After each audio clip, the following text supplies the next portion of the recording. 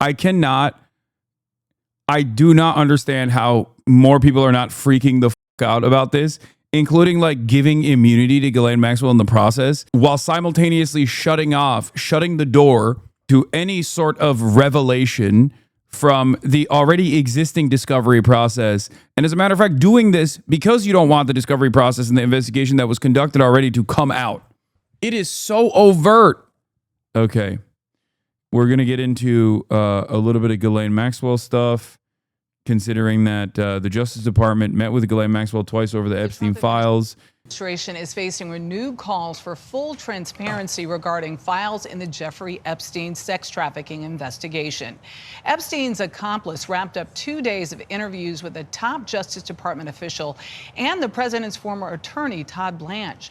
Her attorney says she answered questions about 100 different people yesterday and that she did not hold anything back. Scott McFarland has more. As he emerged from a second day of interviews in Tallahassee, Ghislaine Maxwell's defense lawyer, David Marcus, said she is cooperating freely. We haven't asked for anything. This is not a situation where we're asking anything in return for testimony or anything like that. But as he departed for his golf resort in Scotland, President Trump refused to rule out a pardon for Maxwell, who's serving a 20-year prison term. Would you consider a pardon or a commutation for Ghislaine Maxwell if she's cooperating? It's something I haven't thought about. It's really something. I'm allowed to do it, but it's something I have not thought about. Maxwell was convicted of conspiracy in the repeated sexual abuse of young girls. During her trial, some of the victims said they wanted her to be sentenced to life in prison. Deputy U.S. Attorney General Todd Blanche, a former Trump criminal defense lawyer, has now conducted 2 closed-door meetings with Maxwell in an effort to quiet criticisms the administration is blocking access to the Epstein files. A plane flew a banner over the courthouse meeting site accusing the president and U.S. Attorney General Pam Bondi of a cover-up. Blanche, Trump's number 2 Department of Justice official, said he sought the meetings with Maxwell as a response to the president's directive to release more evidence in the case. That is totally unorthodox and outside the norms of the way the Department of Justice is supposed to operate. Liz Oyer, a former U.S. pardon attorney, was fired from the Department of Justice in March. Is she well positioned to get a pardon? There's every reason to believe that they are seeking to make some sort of deal with Maxwell that will help them solve this political crisis. Trump dismissed any talk of a pardon as he arrived in Scotland. A lot of people are asking me about pardons. Obviously, this is no time to be talking about pardons. Jeffrey Epstein was enormously wealthy. At the time of his death in 2019, he owned a collection of mansions across the world, 2 private islands. He was worth hundreds of millions of dollars. Exactly how this disgraced financier managed to become so wealthy is central to the ongoing scandal, and both Republican and Democratic lawmakers on Capitol Hill want answers. When convicted pedophile Jeffrey Epstein was found dead behind bars, he owned 2 Caribbean islands, homes around the world in Manhattan, New Mexico, Palm Beach, Paris. And according to Forbes, his estate was valued at $578 million, making Epstein clearly a wealthy man. Not so clear to some who have watched the case closely how he got it all. I think that's the smoking gun here, Epstein's finances and how he made his money, who he got money from. Where he courted billionaire clients, including the man behind Victoria's Secret and The Limited. Les Wexner kickstarted Epstein's professional success. And when Epstein's private crimes came out, he expressed outrage. Being taken advantage of by someone who was so sick, so cunning, so depraved. The real victim here is Les Wexner, chat. It's crazy. It's something that I'm embarrassed that I was even close to. But Epstein made many rich and powerful contacts before his sexual predations were publicly known, including now President Donald Trump, who in 2002, before his friendship with Epstein fell apart reportedly over a real estate deal, told New York Magazine, "I've known Jeff for 15 years. Terrific guy." Aside from Ghislaine Maxwell, Epstein's longtime girlfriend, none of his highly placed former pals have been charged with any crimes related to him. No law enforcement authorities have ever accused Trump of any wrongdoing in relation to Epstein. And the president bristles at the whole idea that the Epstein case still has secrets to reveal.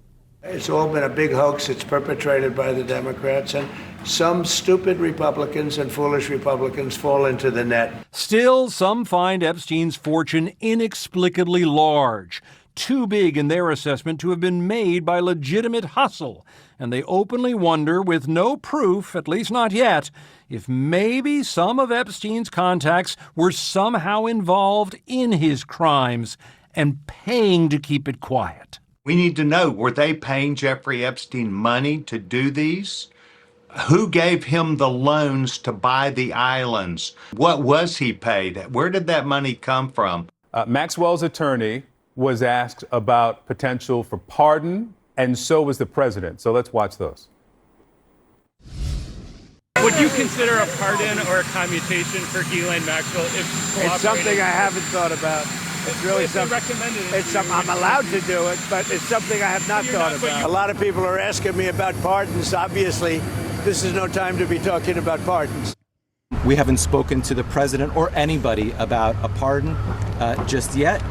And you know, listen, the president this morning said he had the power to do so. We hope he exercises that power in the right and just way. Thank you.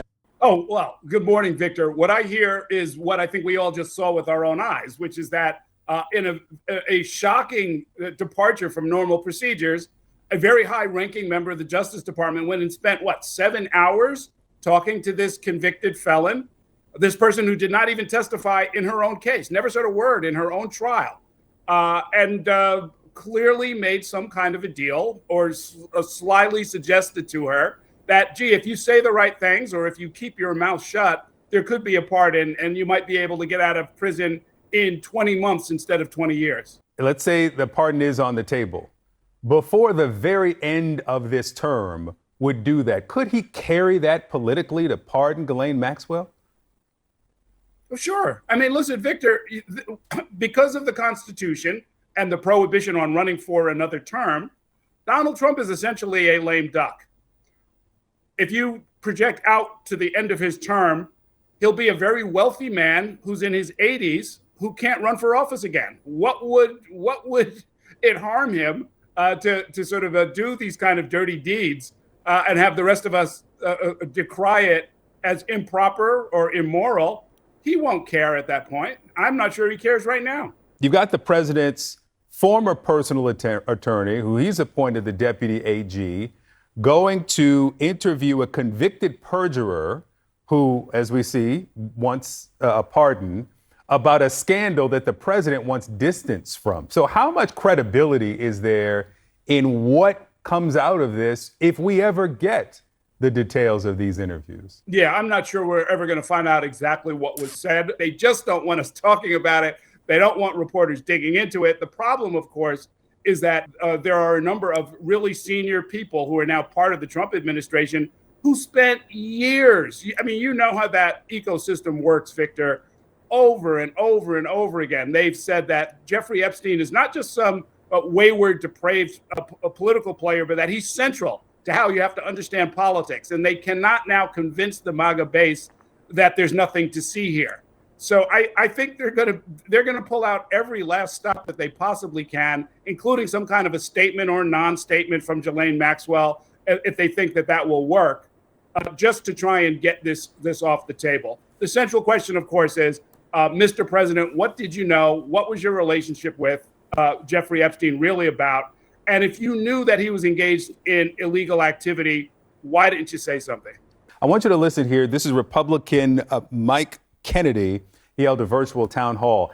I am a big fan of full transparency, and of course, healthcare and how it's delivered is a big way of thinking about things. Is if you've got a festering boil, infected wound with pus underneath there, you can continue to just let it fester, and potentially that's going to grow inward and create infection in your bloodstream and cause the whole body to be sick.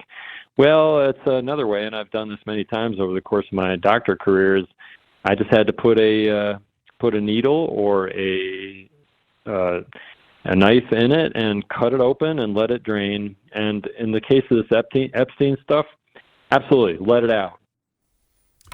Well, if that didn't turn your stomach, Errol, what is the impact of the pressure from these town halls that Republicans will face, and from their voters, not from Democrats who are maybe shouting them down, from their voters over the next month?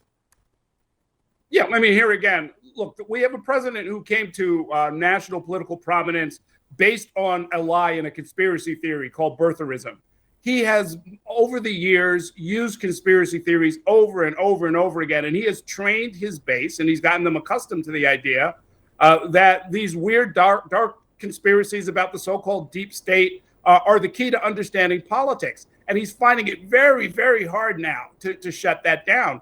What his members of his Republican Party are going to tell him is that there are a lot of people out there now who bought all of that. Yeah, bro could have just said drain the swamp like the rest of them, but he went in deep. He went in with a very deep and weird graphic analogy instead. For over a decade now, and you can't just switch it off. That's the Yeah, I can't get over the having your personal lawyer meet with the one person who could implicate you in a worldwide sex trafficking operation behind closed doors is a landmark moment, even amongst all the Washington corruption. It sets an insane precedent for future administrations. I do not understand how more people are not freaking the fuck out about this, including like giving immunity to Ghislaine Maxwell in the process, while simultaneously shutting the door to any sort of revelation from the already existing discovery process. And as a matter of fact, doing this because you don't want the discovery process and the investigation that was conducted already to come out. It is so overt. It is some broad daylight, okay? It's crazy. It's crazy that it's like happening in broad daylight. Do we have Watergates anymore? Can we have Watergates? Like, I feel like in order to have a Watergate style situation, you need to have some strength within the institutions, and also it needs to be propped up by like a sense of shame and order that people within these institutions might retain. There is no more accountability. Watergate is like the least consequential thing that Trump ever could have done. Oh, wow, he's spying on the opposition? Like, okay. He would come out and be like, of course I'm doing it because I want to win, stupid. Like,